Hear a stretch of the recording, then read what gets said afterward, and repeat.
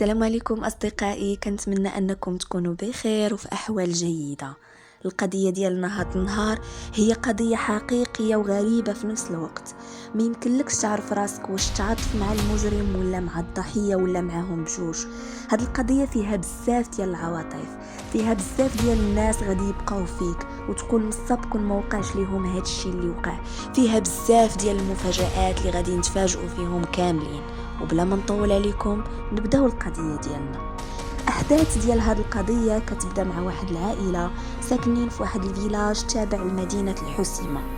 هاد العائله اللي كتكون من الام وعندها جوج ديال الوليدات، الولد اللي سميتو عبد الغفور والبنت سميتها هاجر. الاب ما كانش في هاد العائله، مات فاش كانوا يلاه ولادو مازالين صغار. نبداو بعبد الغفور. عبد الغفور السن ديالو بدايه ديال الثلاثينات، كان واحد الشخص قاصح وصعيب بزاف، والفيلاج كلشي كيخاف منه حيت السيد كان عنده سوابق في الاجرام ما خلى ما دار. شحال من مره تشد حيت كيتاجر في المخدرات. عبد الغفور كان واحد الانسان اللي موالف بالحبس ومولف يدير اللي بغى وما كيدير حساب ديال حتى شي واحد الا العائله ديالو. الام ديالو واختو كانوا هما كلشي في حياته، كان كيتعامل معاهم مزيان وبخير. عبد الغفور كان عنده واحد صاحبه سميتو بوجمعه.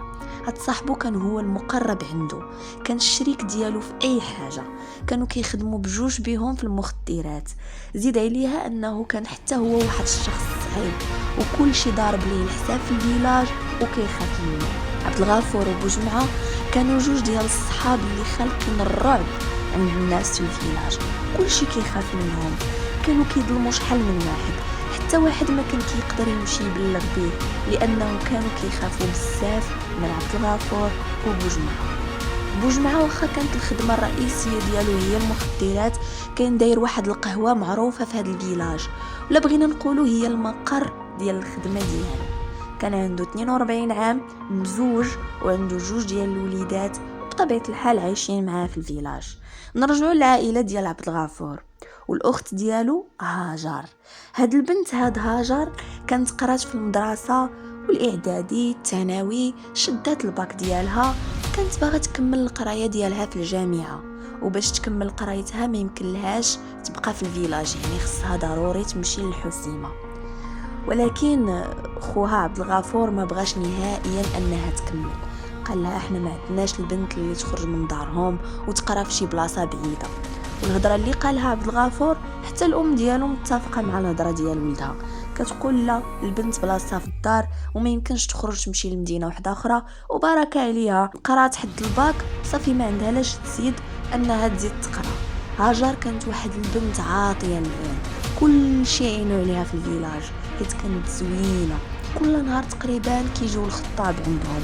هاجر كانت كترفض وكتقول لا ما نتزوجش، انا مازال صغيره.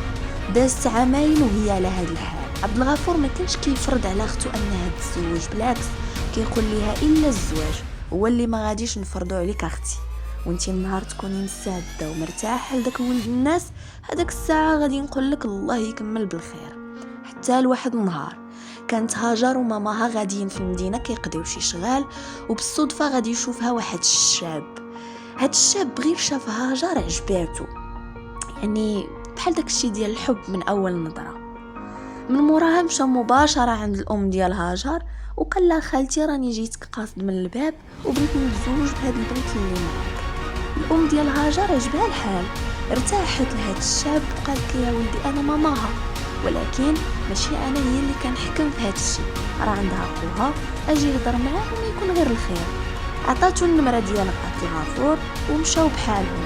هاجر ما عجبهاش الحال، قالت لماما علاش عطيتيني النمره ديال خويا، انا ما باغاش اصلا نتزوج. ماماها جاوباتها قالت لها ويجي وديك الساعه نشوفه ويكون خير. فعلا من بعد يومين غادي يجي هاد الشاب هذا هو وعائلته باش يخطبوا هاجر من الدار. هاد الشاب هذا كانت فيه جميع المواصفات اللي تقدر تبغيها اي بنت، كان سميتو الياس، كان لاباس عليه، عنده الفلوس، وحتى الاب ديالو عنده املاك وعقارات، وكان مازال صغير، يلا عنده 25 عام. وهو فاش شاف هاجر عجبته بزاف وتعلق بها، وكان مستعد يدير اي حاجه باش تقبل تزوج به. ولكن واخا هادشي كامل هاجر غادي ترفض مره اخرى الياس. عبد الغفور تصدم حيت ما توقعش ان اختو ترفض شخص بهذه المواصفات. شد اختو دخلها لواحد البيت، قال لها شوف اختي، دابا بقينا غير انا وياك، عاودي لي شنو وقع، علاش اي واحد كيجي يخطبك كترفضيه، واش كتبغي شي واحد؟ قالت له لا. قال لها واش عندك شي مشكل؟ قالت له لا. قال لها ايوا علاش رفضتي هاد ولد الناس وهو ولد عائله ولا باس عليه؟ واش عندك اختي شي دماغ؟ راك هبيله لما بغيتيش تزوجي بهاد السيد هذا. هاجر بقات ساكته، ما عرفت ما تقول لخوها. ماماها ضغطات عليها وهضرت مع بنتها وقالت لها ها السخط ها الرضا الا ما قبلتيش بهاد ولد الناس. هاجر حست بضغط كبير من عندها، من عند ماماها وخوها، وفي الاخير غادي توافق انها تزوج بهاد السيد هذا. قرروا انهم النهار اللي غادي يديروا فيه العرس، وإلياس كان فرحان بزاف، فرحان لانه غادي يخطب او غادي يتزوج بالبنت اللي بغاها قلبه. كان كيقول لهم اي حاجه نديرها لها، بغت الدار، بغت الطوموبيل، بغت الفلوس، بغت الدب، اي حاجه نحضر لها. المهم دازت الخطوبه على خير وبخير، وجا النهار ديال العرس اللي كان واحد العرس اسطوري وكل شيء تعرض فيه وفرحوا فيه بزاف. سالا نهار ديال العرس وجا الوقت اللي غادي تمشي فيه العروسه لدار راجلها.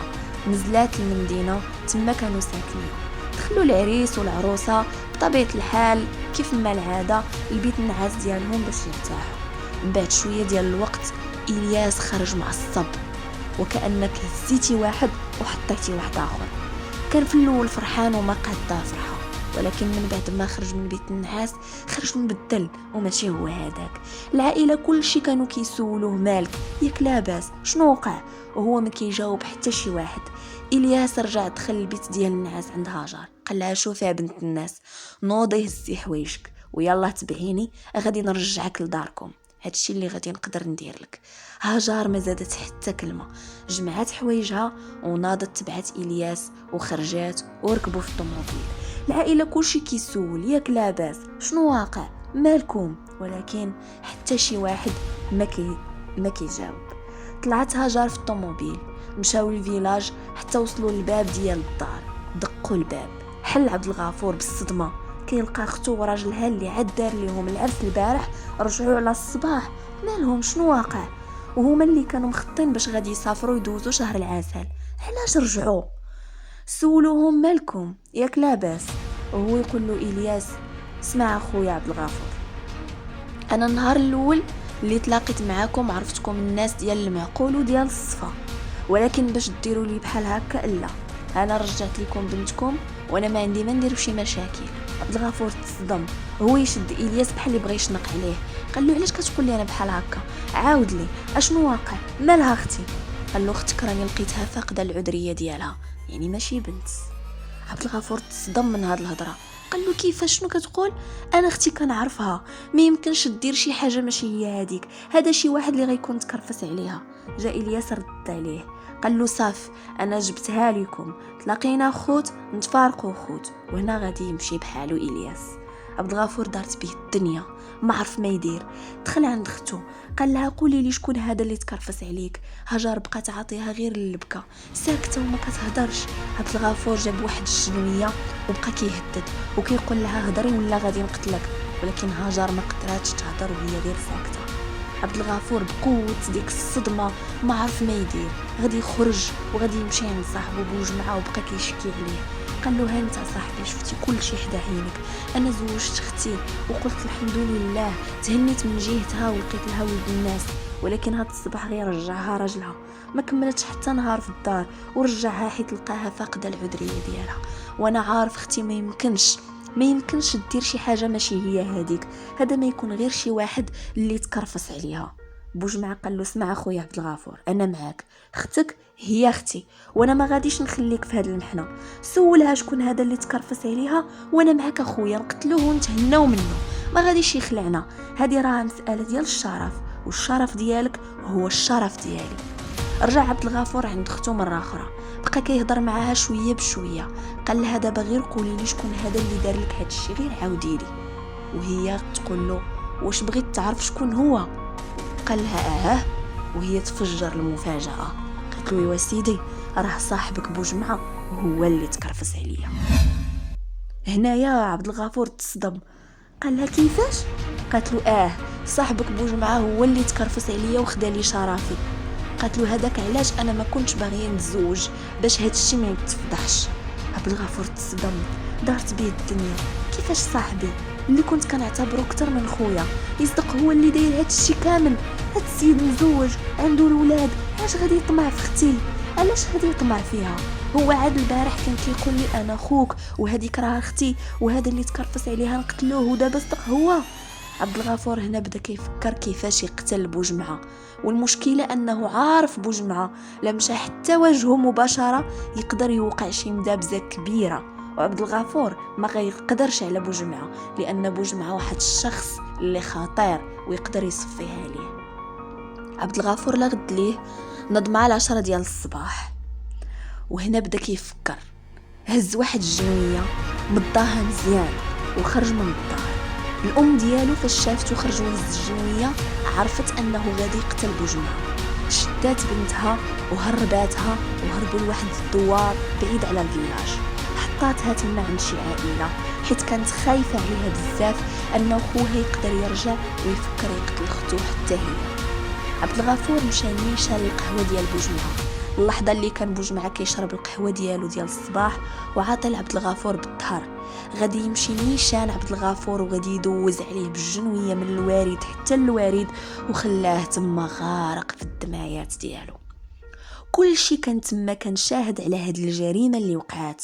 في لحظه واحده صحاب بوجمعة جاو يجريو يشدوا عبد الغفور، ولكن هنا عبد الغفور بقى كيهدد فيهم داك الشنيه وقال لهم اللي قرب ليا غادي نقتلو بحال اللي قتلت بوجمعة وغادي نخليه غارق في الدمايات.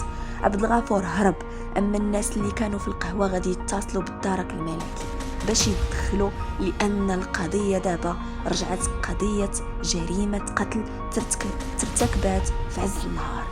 عبد الغفور مشى كيجري لدارهم ومشى كيقلب على الاخت ديالو وكيقلب على الام ديالو، ولكن ما غادي يلقى حتى شي واحد، واخا كان عارف انه خصو يهرب في اقرب وقت لان الجندارم غادي يبداو يقلبوا عليه. جاو الجندارم مع الاسعاف، هزوا الجثه لمستودع الاموات، وفاش سولوا الناس شكون اللي قتلو كلشي كيقول هضره وحده: عبد الغفور هو اللي جا قتل بوجمعة بالجنويه وغفلو من الظهر. ولكن راه كلشي شاف الجريمه كيفاش وقعت. الجندارم ماشي غريب عليهم عبد الغفور، كيعرفوه مزيان وحيت ديجا عنده سوابق وداخل الحبس، يعني عادي يقدروا يشدوه في اي وقت غادي يشدوه. هاد المره هادي راه جريمه قتل. الدرك الملكي خرجوا مذكره بحث في حق عبد الغفور داخل الفيلاج وخارج الفيلاج حيت الجريمه كانت يلاه وقعت. خلاو هاد المذكره ديال البحث في النواحي ديال الحسيمه وفي الحسيمه. ما طالتش حتى 3 ايام حتى كانوا شدوا عبد الغفور اللي كانوا لقاوه في واحد الدوار واعتقلوه مباشره. بداو كيحكوا معاه: علاش قتلتي صاحبك؟ قال لهم: قتلته حيت كرفس ليه اختي وانا كنت كنثق فيه بزاف، ولكن هو طعني في ظهري وانا قتلته وانا ما نادمش. كنت عوال نرجع للدار نقتلها حتى هي، ولكن ما لقيتهاش في الدار. رجال الدرك الملكي قالوا لعبد الغفور: شوف تهدم، عاود لينا شنو وقع من الاول حتى للتالي. عبد الغفور عاود القصه للجندار من الاول حتى للتالي ديال اختو. الدرك الملكي باش يتاكدوا من هذا الموضوع غادي يحضروا هاجر وبداو يستجوبوا معاها. قالوا ليها: واش بصح قبل باعوام فاش كنتي كتقراي كانت كرفس عليك صاحب خوك اللي هو بوجمعة الله يرحمه؟ هنا هاجر غادي تفجر المفاجاه واللي ما كانتش في البال، وبدات كتعاود القصه. قالت له: نعم سيدي، انا فاش كنت كنقرا في الليسي كنت دايره علاقه مع شي واحد سميتو بدر، وكنت كنبغيه وكان حتى هو كيبغيني وكان باغي معايا المعقول. العلاقه ديالنا تطورات ولينا كنخرجوا مع بعضياتنا. واحد النهار كنا في الغابه انا وياه وكنا قراب لبعضياتنا. في ديك اللحظه غادي يدوز حدانا بوجمعة وغادي يشوفنا بالصدفه. بدر خاف منه بزاف، بدا كيرجف، وبوجمعة قال له: اش كدير هنا معاها؟ وضربه. جا بدر هرب وانا بقيت كنرغب بوجمعة وقلت له: عافاك ما تقولش هادشي لخويا حيت والله لا غادي يقتلني. هو قال لي: صافي ما غاديش نقول له، ولكن بشرط. قلت له: شنو هو؟ قال لي: غادي ديري معايا داكشي اللي كنتي كديري مع بدر. انا تصدمت، ولكن ما عنديش شي حل. وافقت. بدا كيمارس عليا الجنس في الغابه، وبدر كان كيصور فينا حيت ما هربش، كان غير تما وانا كان كيحسب ليا راه هرب. من موراها عاد غادي نعرف، حيت فاش هضرت معاه في التليفون غادي يقول لي ما تعاوديش تدوري بيا وعطاني اتساع. قلت له حرام عليك، واش حتى خديتي لي الشرف ديالي عاد باغي تسمح فيا؟ وهو يقول لي انت رخيصه، وراني شفتك شنو درتي مع هذاك خونا، وهو يصيفط لي الفيديو وهددني وقال لي لا بقيتي كتهضري معايا غادي نشوهك وغادي نصيفط الفيديو لخوك. انا خفت وما عاودش صونيت عليه. اما هذاك بوجمعه ولا كيستغلني، وكل مره كيبتزني وكيقول لي الا ما درتيش معايا هكا غادي نقولها لخوك، الا ما درتيش معايا هكا غادي نقولها لخوك. هذاك علاش فاش جا عندي خويا وسولني قلت له صاحبك اللي تكرفس عليا، حيت هو اللي السبب في هذا الشيء كامل. وكون ما كانش هو كون كاع ما تفارقنا انا وبدر، وكون راه تزوجنا انا وياه، ولكن بسببه انا بقيت هكا. داكشي علاش حرضت خويا عليه باش يقتلو ونتهنى منه. رجال الدرك الملكي مشاو استدعوا بدر وسولوه بخصوص هاد القضيه، وغادي يعترف باللي هو اللي بصح تكرفس على هاجر النهار الاول. ماشي تكرفس عليها، ولكن هو اللي فض ليها البكاره. ولكن بجوج بيهم اعترفوا بان هادشي كان بالرضا ديالهم بجوج، وقال لهم انا اللي صورتهم وباش ناخذ الدليل ونهددها به. سولوه واش مازال عندك الفيديو، قال لهم واه. رجال الدرك الملكي بطبيعه الحال غادي ياخذوا ليه التليفون حفاظا على خصوصيه ديال هاجر في هذه المساله. حولوه للمحكمه، حولوا 3 ديال الناس للمحكمه اللي كان فيهم بدر، هاجر، عبد الغفور. عبد الغفور كانت التهمه ديالو هي القتل العمد، اما هاجر التهمه ديالها هي التحريض على القتل، اما بدر فالتهمه ديالو هو التهديد عبر مواقع الالكترونيه. حكمت المحكمه على هاجر ب2 وعلى بدر حتى هو ب2، اما عبد الغفور فحكمت عليه بالمؤبد. هاد القضيه هي محيره، شكون فيها الضحيه؟ شكون فيها المجرم الحقيقي؟ واش نقدروا نلوموا عبد الغفور ولا لا؟ واش هاجر كان عندها الذنب في هاد الشيء ولا لا؟ واش بوجمعه يستاهل انه يموت بهاد الطريقه البشعه؟ الحياه فعلا غريبه، كتخليك تحير وتقدر تحط لك في شي ظروف اللي هي صعيبه بزاف، وما تقدرش تعرف راسك واش غتكون في هاد الظروف ضحيه ولا مجرم. جاوبونا على هاد الاسئله هادي وخليونا في الكومنتير الراي ديالكم، وبطبيعه الحال ما تبخلوش علينا بالمتابعه وبانكم دائما تدعمونا. كانت هذه هي نهايه القضيه ديالنا، نخليكم على خير ونتلاقاو في الفيديو الجاي.